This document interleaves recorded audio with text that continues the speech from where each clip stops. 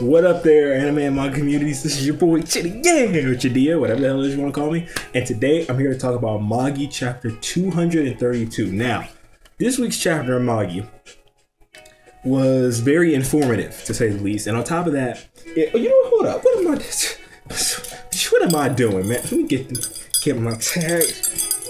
Yeah, them tags, though. Anyways, so yeah, this week's chapter of Magi was very informative.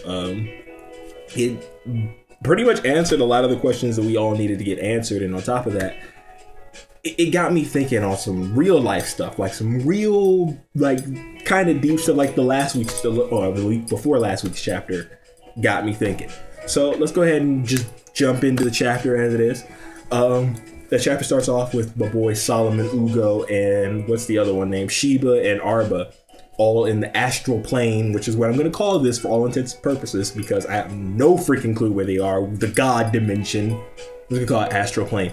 They're in the astral plane with Il-Elah, and they see that Il-Elah is in his vulnerable, pitiful state because of what David did, leeching power from God himself. So what Il-Elah does from there is he touches all of them, and what they see is what the world really is, what their world really is, which is basically everything that has happened and everything that will happen is because of destiny.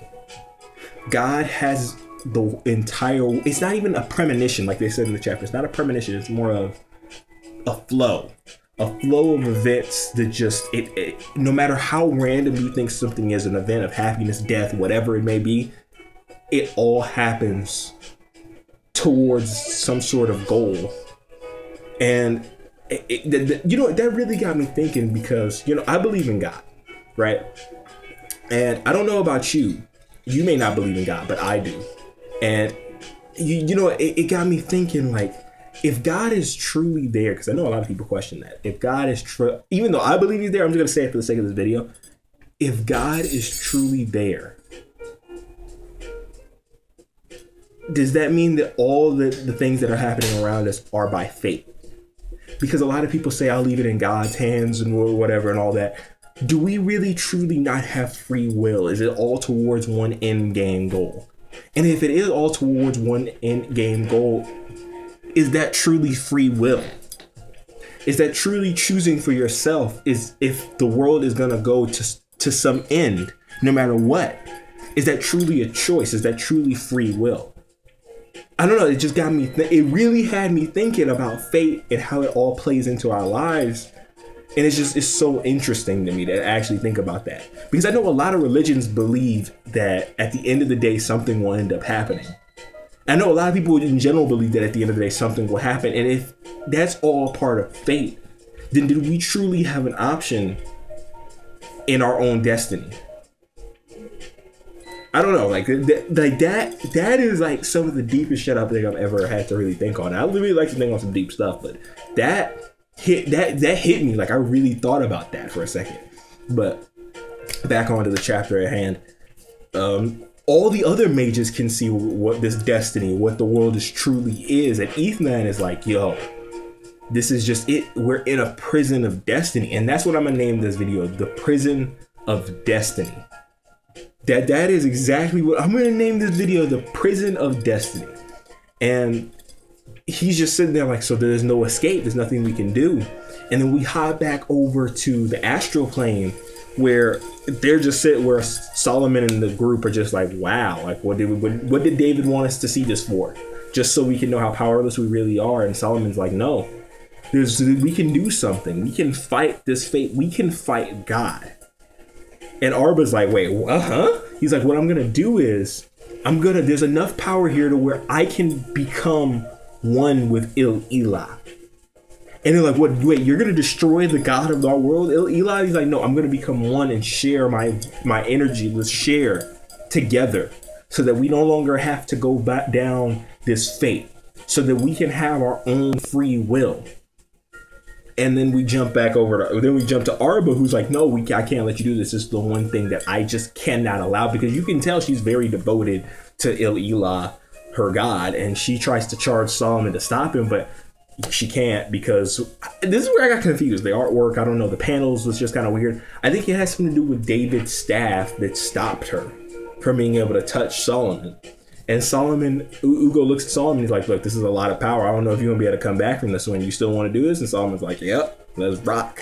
So they rock, they lean with it, they rock with it. I'm sorry.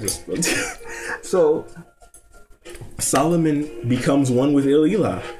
And what happens from there is, this is where things get really interesting, because it says that the black rook that Il-Elah is composed of started to turn into white rook inside of the people. So Solomon spread out his power, right? He spread out each one of his power to every one of the races like he said he wanted to, so that they could all become masters of their own fate. And basically, white rook is Solomon's power and black rook is Il-Elah's power.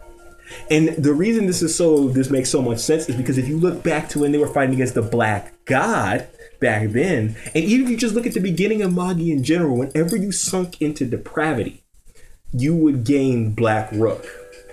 And what happened when the black god would, touch people and suck away their power? The white rook would turn into black rook and become a part of the dark god. And that makes perfect sense, because all rook comes from Il-Elah. It's just Il-Elah taking back the rook and turning it back into his form. And it's so crazy that they're actually up against the god of their verse. They're literally fighting God. They fought God and won.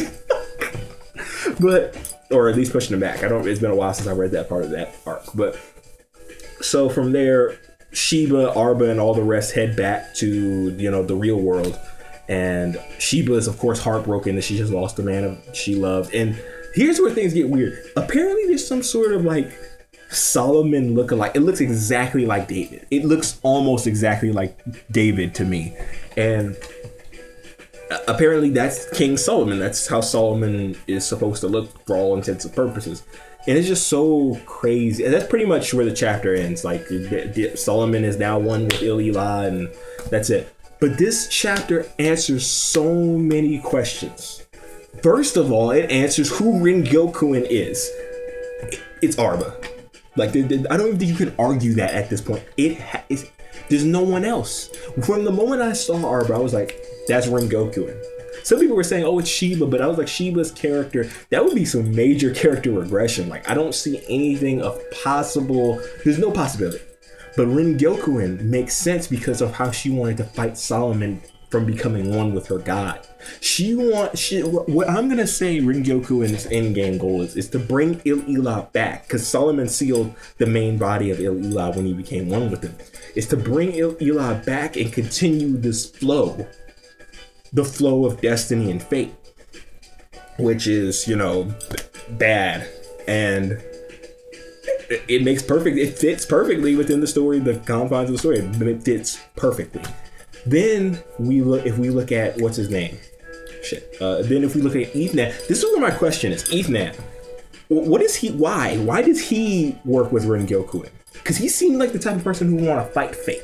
Do you understand? That's just where I'm standing. I'm sure there's still more to this flashback, but I feel like we've gotten the gist, and I'm ready to get back into the real Magi. With my boy Aladdin, Alibaba Kun, and Morgiana, and all them. I'm ready to get back to that. But if you take nothing else from this chapter of Magi, I don't know if you guys like to think upon things like this deeply or whatever, but.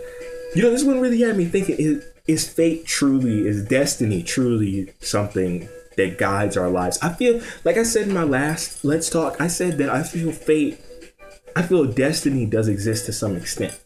I feel like if you have two roads, A and B, and you choose to go down A, there's gonna be a destiny down A, but the choice of what your destiny is will always be yours. If that makes sense. I feel like that don't make sense, but if you can get what I'm saying, it's like you choose that road. You chose that road, so now whatever happens at the end of it that's been determined will happen. you know what I'm saying? Like the choice at the end of the day is still yours in a way. It's a very interesting topic to me. Like I really like this. I definitely like this chapter of Magi. It really got me thinking a lot of things, and I hope it got you guys thinking too. But hey, I'm done. So this is your boy Chidia, whatever the hell it is you want to call me. Please be sure to rate, comment, subscribe, and do other things to help Black brother thrive. And I'm gonna go ahead and catch y'all on the flip. Peace out, anime and manga communities.